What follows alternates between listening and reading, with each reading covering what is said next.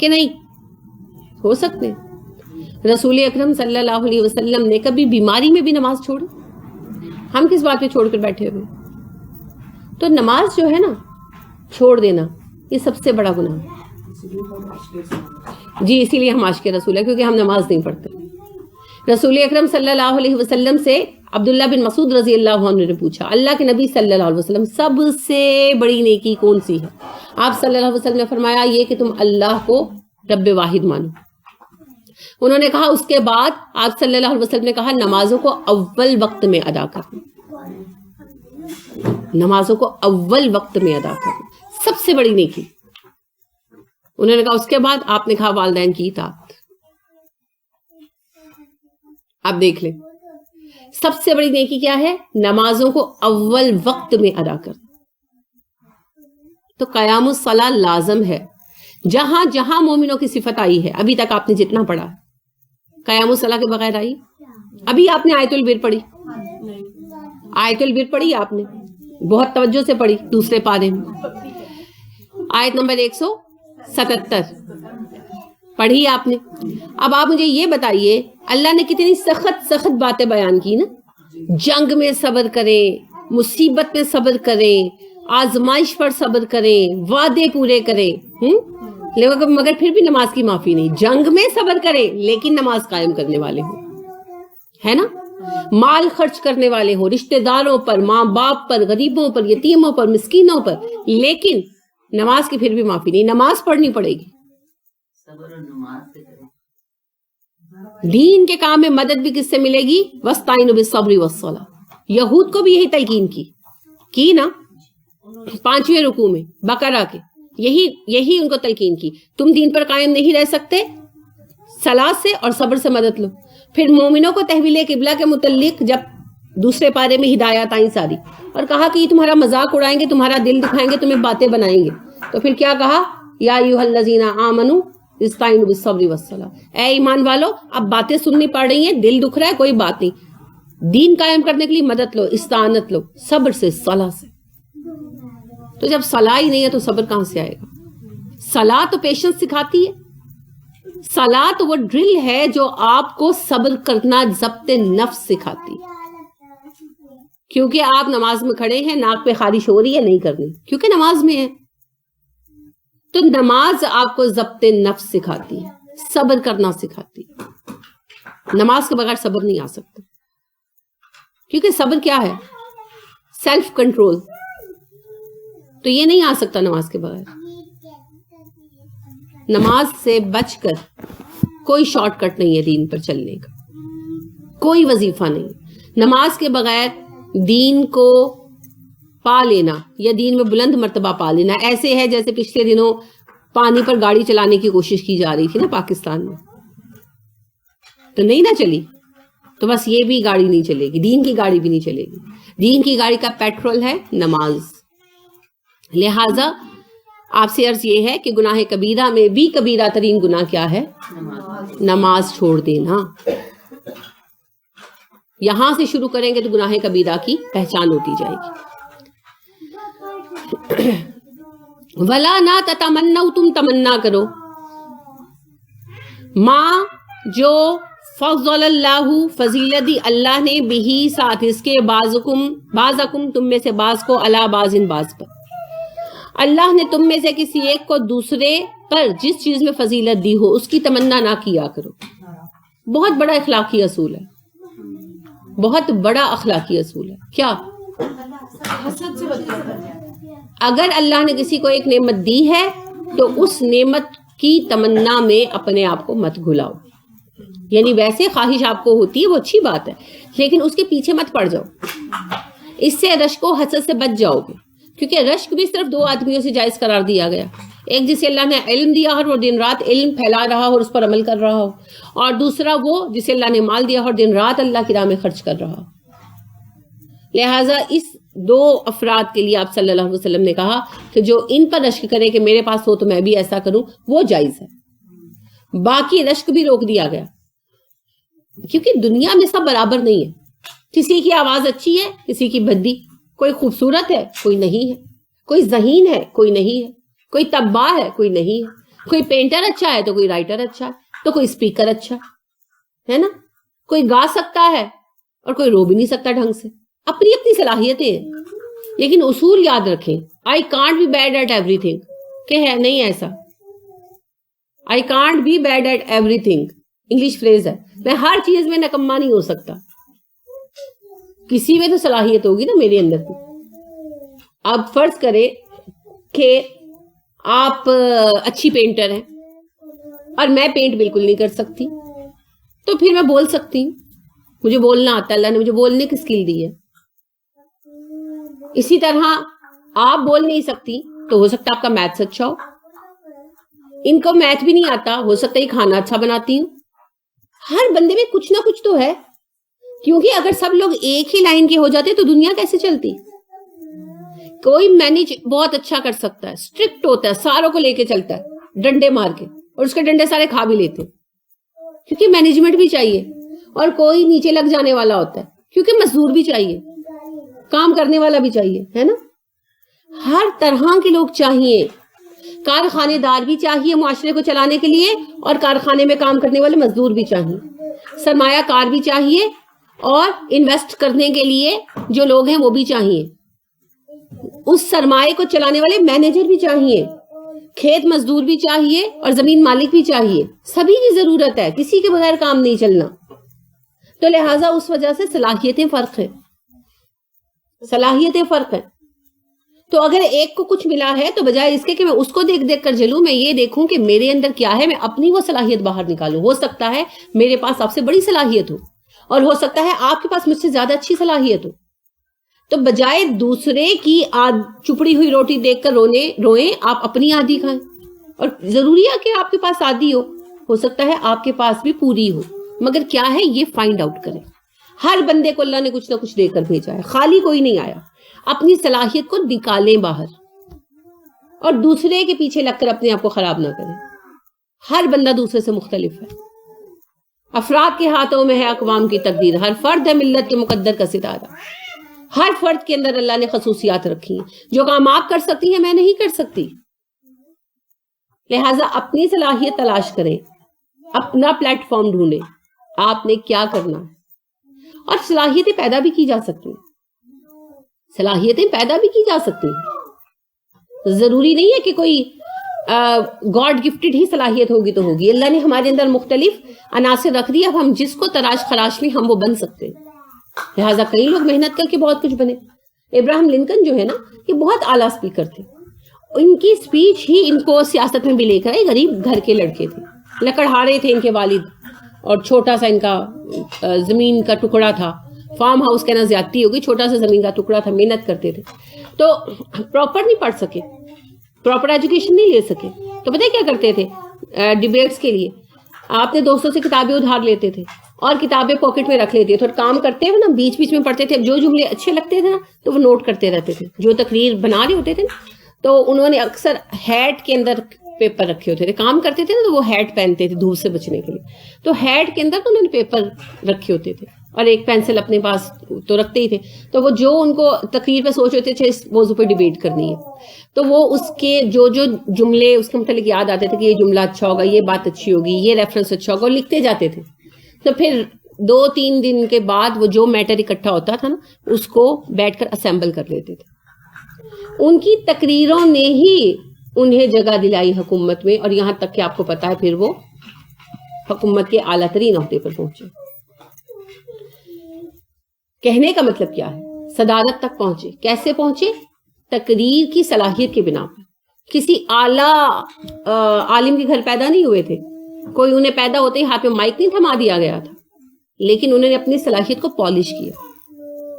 اور پالش کرنے کے لیے یہ نہیں کہ ساری دنیا چھوڑ کے کونے میں بیٹھ گئے, کام وہی ترخان کا کرتے رہے, لیکن تھوڑا تھوڑا وقت جو بیچ میں نکلتا تھا وہ دیتے رہے, اور بہترین بندہ بنائی. ان کے ابراہیم لنکن جو ہیں بحیثیت صدر تو جو انہوں نے کام کیے سو کیے ہی, بحیثیت رائٹر بڑے اچھے, ان کی تقریریں بہت پسند کی جاتی رہی, ان کی زندگی میں بھی آج بھی کی جاتی, اور ان کی جو لکھی ہوئی کتابیں ہیں وہ بھی بہت بہترین مانی جاتی. اپنے آپ کو ایک مقام تک پہنچایا اس اللہ کے بندے نے. سب اللہ کے بندے, ٹھیک ہے, میں نیکی کے حوالے سے اللہ کا بندہ نہیں کہہ رہی. دوسری بات آپ دیکھیے کہ ذاکر نائک صاحب سے کسی نے کویسچن کیا کہ آپ اتنا اچھا کیسے بولتے ہیں، تو ذاکر نائک نے بتایا کہ میں جب چھوٹا تھا تو میں سٹیمر کرتا تھا، یعنی تھتلاتا تھا. میں نے کبھی سوچا بھی نہیں تھا کہ میں عالم بنوں گا یا اسپیکر بنوں گا. تو میں تو میڈیکل کی تعلیم لے رہا تھا، تو پھر احمد دیدات صاحب کے اسٹوڈنٹ بن گئے. تو کہتے ہیں کہ پھر میں نے کوشش کی، محنت کی، اور اللہ نے فضل کیا. تو بات یہ ہے کہ بلا شک و شبہ اللہ فضل فرماتے ہیں، مگر کوشش ہوتی ہے تو فضل آئے گا نا. تو آپ دیکھیے کہ اسٹیمر کرنے والا بچہ آج ذاکر نائک صاحب جو ہیں وہ کتنا اچھا بولتے ہیں. حالانکہ آپ ویسے غور فرمائیں تو ان کی اردو بالکل بیکار ہے نا. لیکن انگلش بھی، جو انگلش والے ہیں نا وہ جانتے ہیں کہ بہت اعلیٰ نہیں ہے، ٹھیک ہے اچھی بولتے ہیں مگر بہت کلاس کی اردو نہیں. اردو تو بالکل ان کی فارغ ہے، لیکن انگلش بھی بہت کلاس کی نہیں ہے. اپنا معافی ضمیری بیان کرتے ہیں، پھر آواز بھی ان کی ایکسٹرا آرڈنری نہیں ہے، لیکن انہیں بولنے کا فن آ گیا. حالانکہ وہ وہی بچے تھے جو اسٹیمر کرتے تھے. تو کیا پتا چلا، اس سے کیا سیکھا؟ کوشش کر کے آپ سیکھ سکتے ہیں. اچھا ڈاکٹر فرد صاحبہ کو سنیں، ان کی آواز اچھی ہے؟ نہیں، بالکل نہیں اچھی ہے، لیکن وہ بولتی بہت اچھا ہے. تو انداز بیان سیکھا انہوں نے نا، کوشش کر کے اپنے اندر صلاحیت پیدا کی. آواز اچھی ہونا یہ تو اللہ کی طرف سے ہوتا ہے، یہ کسی کا ذاتی کمال تھوڑی. لہٰذا ڈاکٹر فرد صاحبہ کا کمال یہ ہے کہ باوجود اس کے کہ ان کی آواز اچھی نہیں ہے، وہ اتنا دل نشین بولتی ہیں کہ لوگ سنتے ہیں. درست؟ تو یہ صلاحیت پیدا کی نا انہوں نے اپنے اندر. تو آپ اپنے آپ کو تلاش خراش کر ہیرا بنا سکتے ہیں. پہلے یہ تلاش کریں آپ کے پہلو کتنے. آپ کو پتہ ہے ہیرا تراشنے کے لیے کیا کیا جاتا ہے؟ سب سے پہلے دیکھا جاتا ہے اس کے پہلو کتنے ہیں، اس کے اینگلز کتنے، ان اینگلز کے اوپر اس کو تراشا جاتا ہے. ہیرے کے اندر روشنی سفر کرتی ہے، جتنے اس کے اینگلز ہوتے ہیں نا اتنے اینگلز پر ٹکرا کر پلٹتی ہے، تو وہ اتنے اینگلز سے شائن کرتا ہے. تو لہٰذا روشنی کی سمت پر رکھ کر پہلے دیکھا جاتا ہے اس کے کتنے اینگلز ہیں، پھر ان اینگلز کے اوپر تراشا جاتا ہے. ایسے پکڑ کے ہیرا رگڑ دینے کا نام تراشنا نہیں ہوتا. تو آپ بھی تلاش کریں آپ کے اندر کن کن اینگلز کے اوپر ہٹ کرنے کی صلاحیت ہے، ان اینگلز پر تراشیں. ہے ہزاروں اس کے پہلو، رنگ ہر پہلو کا اور، ہیرا سینے میں کوئی ترشا ہوا رکھتا ہوں میں. ہر انسان کے اندر ہیرا موجود ہے. دل ہزاروں پہلو ہے، ہر پہلو کی چمک مختلف ہے. صرف اس کو تلاش کریں، اپنے آپ کو تلاش کریں. علی رضی اللہ عنہ نے کہا جس نے اپنے آپ کو پہچان لیا اس نے رب کو پہچان لیا. من عرف نفسہ فقد عرف ربہ. اللہ کو پہچاننے کی خواہش ہے تو اپنی صلاحیتوں کو پہچانیے، اپنے آپ کی قدر کیجیے، اپنے آپ کو ضائع مت کیجیے. دنیا میں آئے اور ایسے ہی چلے جانا ہے بغیر کام کیے. تو کام کرنے کے لیے سب سے پہلے صلاحیت پہچانیں، میں کیا کر سکتی ہوں. سب سے پہلے تو یاد رکھیں آپ کچھ نہ کچھ تو کر ہی سکتی ہیں. میں کچھ نہیں کر سکتی کو چھوڑ دیں، کچھ نہ کچھ تو کر ہی سکتے ہیں. کسی مقصد کے لیے تو دنیا میں آئے ہیں. اللہ بیکار کام کرتے تو پھر آپ کو اللہ بیکار کیسے بنا سکتے ہے نا. لہٰذا اللہ نے آپ کو کسی نہ کسی کام کے لیے تو بھیجا ہے. اب وہ کام کیا ہے آپ نے یہ تلاش کرنا ہے. ایک تو مین کام ہے نا کہ اللہ کے دین کا قیام، مگر میں اس میں ہیلپ فل کیسے ہو سکتی، میں کس فیلڈ میں کام کر سکتی. تو یہ ہے آپ کی اسائنمنٹ آپ کے لیے. آپ نے تلاش کرنا ہے میں کیا کر سکتی، میں کہاں سے ہیلپ فل ہو سکتی. لیکن اس کی سمجھ تب آئے گی جب آپ یہ مان لیں اور یقین کر لیں، ایمان لے آئیں اس بات پر کہ اللہ کوئی کام بیکار نہیں کرتے، میں بھی بیکار پیدا نہیں کی گئی. ٹھیک ہے، تو پھر اپنی زندگی کا مقصد تلاش کریں. بے مقصد زندگی جو ہے نا جانور گزارتے، انسان نہیں گزارتے. انسان با مقصد زندگی گزارتے. ہم اسی لیے کچھ نہیں بن پا رہے، نہ انفرادی طور پر اجتماعی طور پر ہم بے مقصد زندگی گزار رہے ہیں. تو زندگی میں مقصد پیدا کریں. اور مقصد کیسے آئے گا؟ اپنی صلاحیت پہچاننے سے. اسی کو حضرت علی رضی اللہ عنہ نے فریز بنا دیا، من عرف نفسہ فقد عرف ربہ.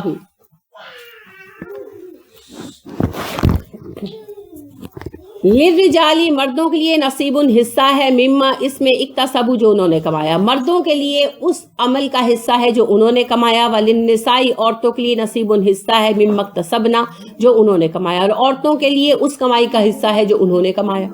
یعنی مردوں کے نیک اعمال کا بدلہ ان کے لیے ہے، عورتوں کے نیک اعمال کا بدلہ ان کے لیے ہے. اس میں اصل بنیادی بات کیا ہے بتانے کی؟ عورتوں مردوں میں جو دنیا میں فرق رکھا گیا ہے، گریڈ بنائے گئے ہیں، مردوں کو قوام بنایا گیا ہے، وہ دنیا کا نظام چلانے کے لیے ہے. اس سے نیکی اور تقوی میں کوئی فرق نہیں آتا. اگر عورت متقی ہے اسے اس کے عمل کا بدلہ ملے گا. ایسا نہیں ہے کہ عورت کو نیکی کا بدلہ کم ملے گا یا نہیں ملے گا، ایسی کوئی بات نہیں. اچھا مجھے بتائیے، فرعون حاکم تھا، بادشاہ تھا اور شوہر بھی تھا، اور آسیہ عورت تھی، غلام نہیں تھی لیکن بیوی تھی، تو مرد کی نسبت تو یعنی کہ ظاہری بات ہے کہ ان کی ماتحت تھی، تو برتر کون تھا؟ کیوں؟ ایمان لے آئی تھی، ہے نا؟ یہیں پر فرق سمجھ لیں. لہذا بات یہ ہے جس نے جو عمل کیا اس کا اجر اسی کو ملے گا. ابراہیم علیہ السلام حضرت ہاجر کو اسماعیل علیہ السلام کے ساتھ مکہ میں چھوڑ کر آ گئے، تو مسلم امت کی بنیاد کس نے رکھی؟ اما ہاجر، ہے نا؟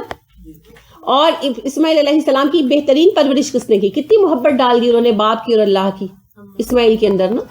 پھر جب باپ آئے پہلی دفعہ ملنے کے لیے تو انہوں نے یہ نہیں کہا اسماعیل نے کہ ابا جی ہوں یاد آئی ہے اتنے سالوں بعد، ہے نا؟ وہ پوری طرح اپنے باپ کی محبت میں ڈوبے ہوئے تھے. تو کس سے سکھایا یہ؟ اما ہاجر نے. یہ فیضان نظر تھا یا کہ مکتب کی کرامت تھی؟ سکھائے کس کو؟ اسماعیل نے آداب فرزندی. مگر نہ یہ فیضان نظر تھا نہ یہ مکتب کی کرامت تھی، یہ ماں کی تربیت تھی، اور وہ ماں تھی اما ہاجر، امت مسلمہ کی ماں. تو ان کے اجر کو کون پا سکتا؟ کوئی نہیں پا سکتا. لہٰذا عورت ہو یا مرد ہو، جو کام کرے گا بدلہ پائے گا. حضرت ہماری ماں اما خدیجہ رضی اللہ تعالیٰ عنہ تب رسول اکرم صلی اللہ علیہ وسلم کا ساتھ دیا جب کوئی نہیں دینے کو تیار تھا سوائے چند نفوس کے. اپنا مال دیا، ہر آزمائش میں ساتھ کھڑی ہوئی. تو پھر کیا ہوا؟ کیا مقام ملا؟ جبرائیل علیہ السلام آئے، کہنے لگے اللہ کے نبی صلی اللہ علیہ وسلم خدیجہ آپ کے پاس کچھ کھانے کو لے کر آ رہی ہیں، انہیں اللہ کا سلام کہیے اور میرا بھی سلام کہیے، اور اللہ نے ان کے لیے خوشخبری بھیجی ہے، جنت میں ان کے لیے موتیوں کا محل تیار کیا گیا.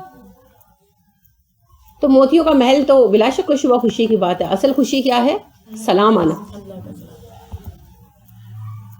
اللہ کی طرف سے سلام آنا، معمولی بات نہیں ہے. تو بات یہ ہے کہ جو کام کرے گا وہ اجر پائے گا، جو کام کرے گا. حضرت برکہ رسول اکرم صلی اللہ علیہ وسلم کی دائی، یتیم بچی، لاوارث بھی تھی.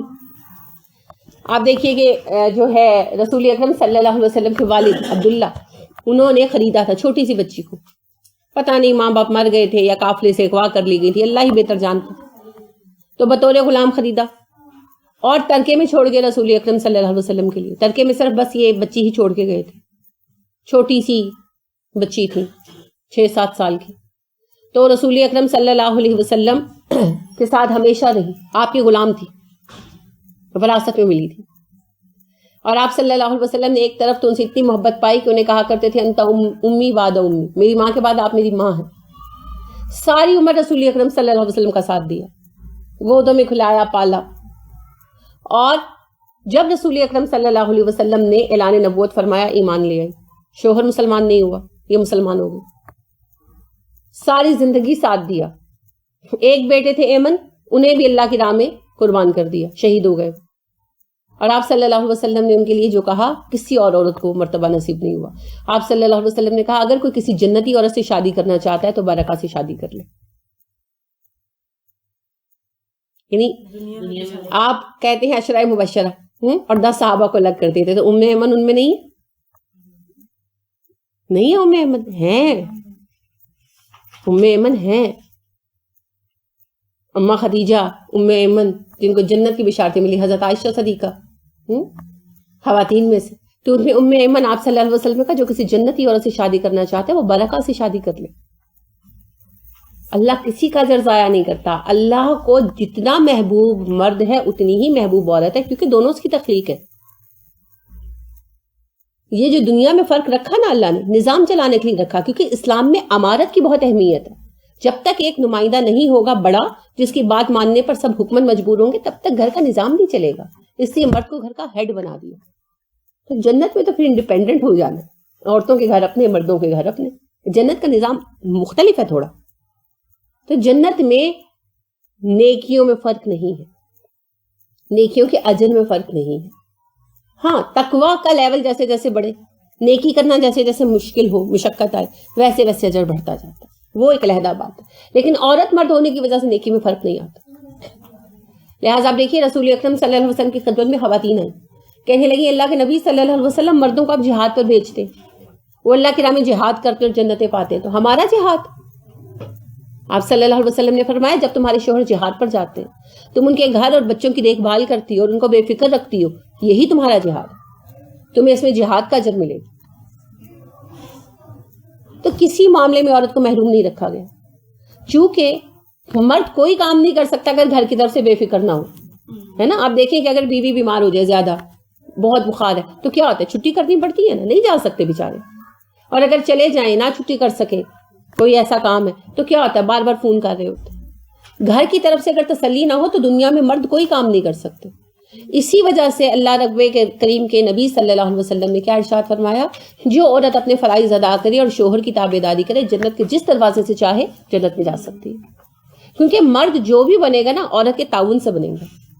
اگر اماں خدیجہ رضی اللہ تعالیٰ عنہ تعاون نہ کرتی تو رسول اکرم صلی اللہ علیہ وسلم اتنی آسانی کے ساتھ دین کی تبلیغ کر سکتے تھے. اسی لیے آپ دیکھیں کہ رسول اکرم صلی اللہ علیہ وسلم کی سب سے بڑی ساتھی اماں خدیجہ تھی. تو اللہ نے مردوں اور عورتوں کے درجات برابر رکھے. عورتیں ہونے کی بنا پر جنت میں آپ کا درجہ کم نہیں ہوگا, ٹھیک ہے. دنیا میں بھی نہیں ہے, لیکن کچھ چیزوں میں اللہ نے جو اصول رکھے نا لوگوں کو وہ برے لگتے ہیں. جیسے اللہ نے کہا کہ بیوی شوہر کی بات مانے, بیٹی باپ کی بات مانے, بہن بھائی کی بات مانے, مرد کو قوام بنا دیا نا ہر رشتے میں. تو لوگوں کو جو تفکر نہیں کرتے یہ لگتا ہے کہ عورت کو غلام بنا دیا. غلام نہیں بنایا, عورت کو محفوظ کر دیا اور فیصلے کے بوجھ سے چھڑا دیا. جن عورتوں کو فیصلے کرنے پڑتے ہیں ان سے پوچھیں, حقیقت ہے. جب شوہر کہتے ہیں تم دیکھ لو, بچہ کامیاب ہو ناکام ہو تمہارا ذمہ, بیٹی اجڑے برباد ہو تمہارا ذمہ, ان عورتوں سے پوچھو کہ دلوں پر کتنا بوجھ آتا ہے. جو شوہر فیصلے نہیں نہ لیتے ان کی بیویوں کے لیے کیسے امتحان پڑتے ہیں یہ وہ جانتی ہیں. جب مرد کھڑا ہو کر فیصلہ لیتے ہیں نا اس فیصلے کی اسٹرینتھ اور ہوتی ہے, عورت کے اوپر سے بوجھ ہی اتر جاتا ہے, کندھے ہلکے ہو جاتے ہیں. تو اللہ نے فیصلے کے بوجھ سے چھڑا دیا عورتوں کو. یہ جن پر بیتتی ہے ان سے پوچھے. وہ کہتے ہیں قبر کا حال, یہ قبر جانتی ہے, یہ مردہ جانتا ہے.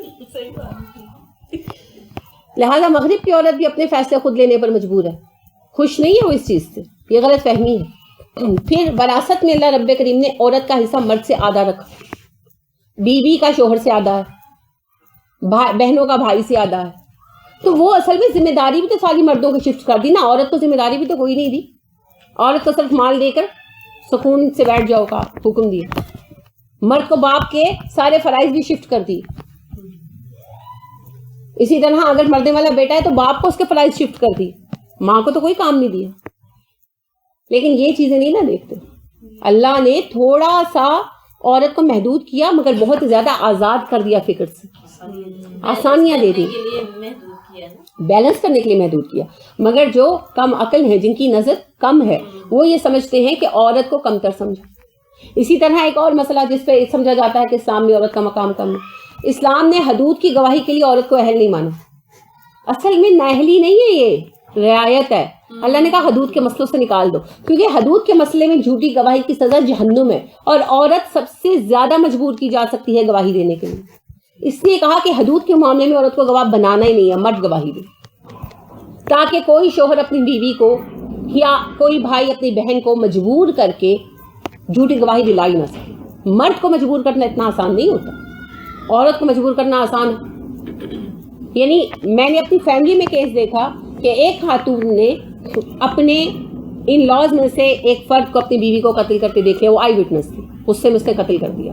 اس کو یہ کہا گیا کہ اگر آپ یہ گواہی دیں گی تو ہم طلاق دے دیں گے, اور ایسا ہی ہوا. وہ خاتون گواہی سے نہیں ہٹی, اللہ کا خوف رکھتی تھی, انہوں نے کہا میں تو گواہی دوں گی, مجھے طلاق ہوگی, دے دی اگلے نے طلاق. اس حد تک عورتیں مجبور کر دی جاتی ہیں, لیکن مردوں کو مجبور کرنا آسان نہیں.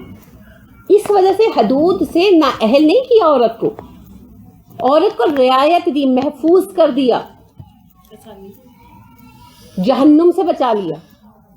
مگر لوگوں کو فہم نہیں ہے. لوگ کہتے ہیں اچھا عورت اسلام میں گواہی کی نہ ہے کے لیے اہل نہیں.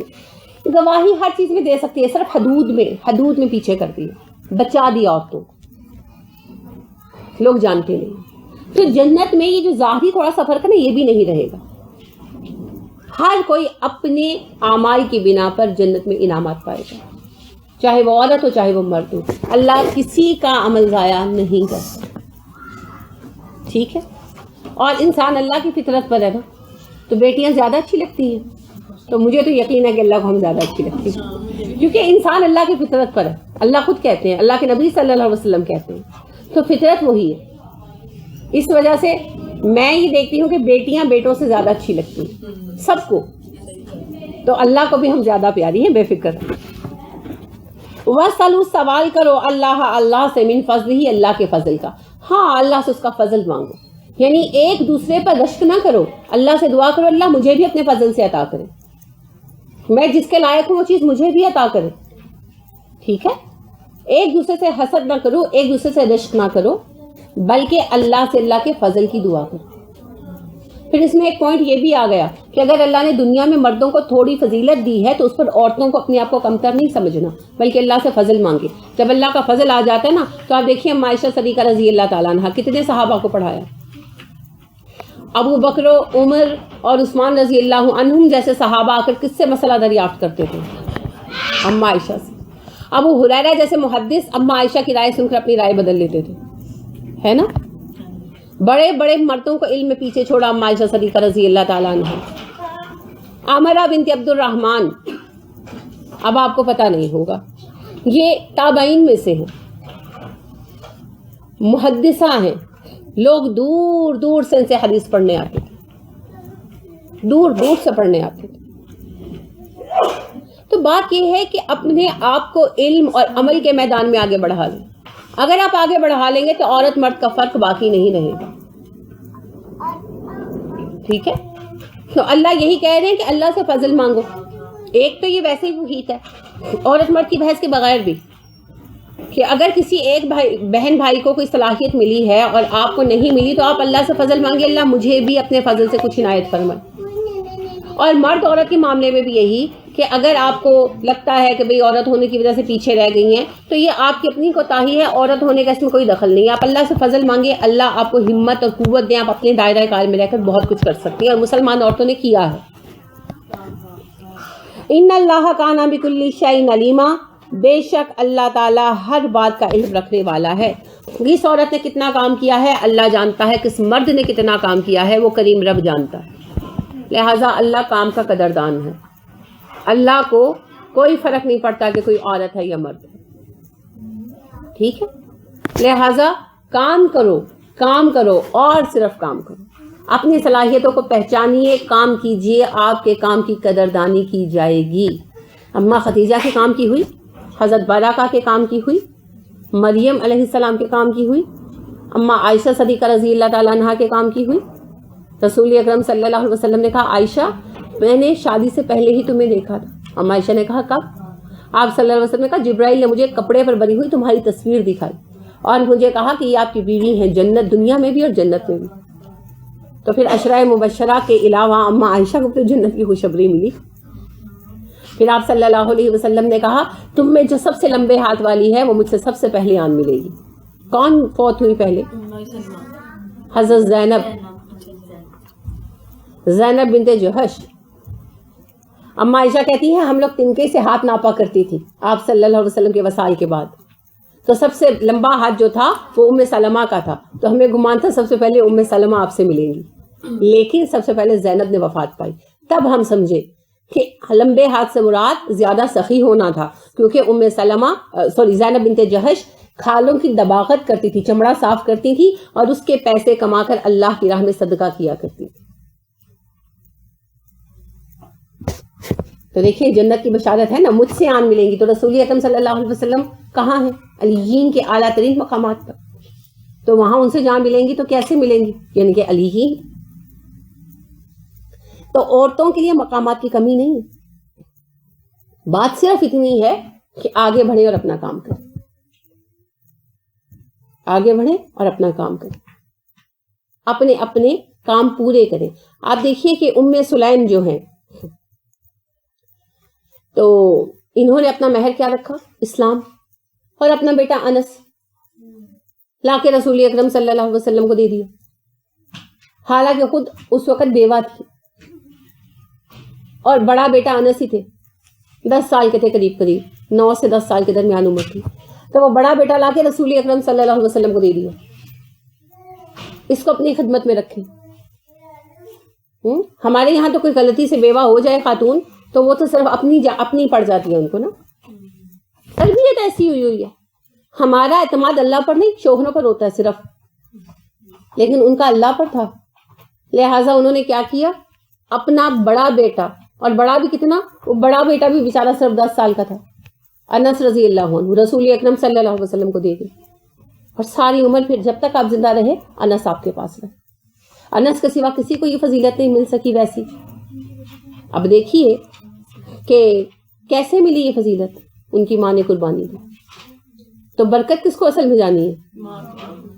ام سلیم کو۔